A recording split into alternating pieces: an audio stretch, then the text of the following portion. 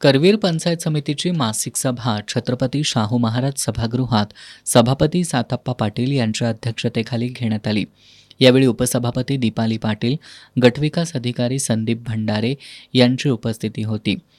कृषी अधिकारी युवराज पाटील यांनी सोयाबीन, भुईमूग या बियाण्यांची ऑनलाईन मागणी केल्यामुळं उपलब्धता असल्याचं सांगितलं. गोपीनाथ मुंडे अपघात विमा योजनेचे ऑनलाईन निकष सांगितल्यानंतर सदस्यांनी शेतकऱ्याला ऑनलाईन प्रक्रिया पूर्ण करताना सर्व्हर डाऊन आणि इतर तांत्रिक अडचणी येत असल्यानं त्या ऑफलाईन घ्याव्यात अशी मागणी केली. यावेळी सदस्य रवींद्र पाटील यांनी करवीर तालुक्यात शेतकऱ्यांच्या मागणी एवढा खतांचा पुरवठा नसल्याचा पुरावा देत युरिया आणि DAP खताचा तुटवडा असल्याचं सांगितलं.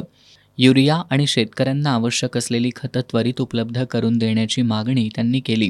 रविलाल मलाणी यांनी जीवन प्राधिकरणाच्या गांधीनगर, कंदलगाव, गोकुळ शिरगाव, कळंबे तर्फे ठाणे इथल्या पाण्याच्या टाक्यांची कामं अपूर्ण असून पाईपलाईनसाठी रस्ते खोदाई केली आहे, पण कामं अपूर्ण असल्यानं पाणीही येत नाही आणि रस्ताही नाही अशी अवस्था असल्याचं सांगितलं. शिल्पा हजारे यांनी 2016 नंतर पिण्याच्या पाण्याच्या कनेक्शनसाठी 2,000 ते 2,700 रुपये खर्च लोकांच्याकडून घेतला जात असल्याचा आरोप केला.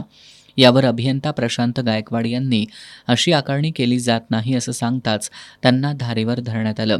यावेळी पुरावेही देण्यात आले. तसंच काम न करणाऱ्या मेघा कंपनीला ब्लॅकलिस्टमध्ये टाका अशी मागणी करण्यात आली. उमा पाटील यांनी 2,700 आशा स्वयंसेविकांचा 6 महिने पगार थकला असल्याचं सांगितलं. 102 रुग्णवाहिकांना डिझेल उधारीवर घ्यावं लागतंय असं सांगून पालकमंत्र्यांच्या जिल्ह्यातच आरोग्य सेवेसाठी निधी उपलब्ध होत नसल्याचा आरोप उमा पाटील यांनी केला. यावेळी अनिल म्हेत्रे, संदीप पाटील, विलास भोसले, आनंदा शिरोलीकर यांनी चर्चेत भाग घेतला.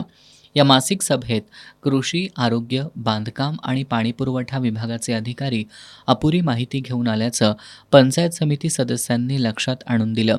यावर गटविकास अधिकारी संदीप भंडारे यांनी पुढील सभेत सर्व अधिकाऱ्यांनी पूर्ण माहिती घेऊनच सभेला यावं असं सूचित केलं.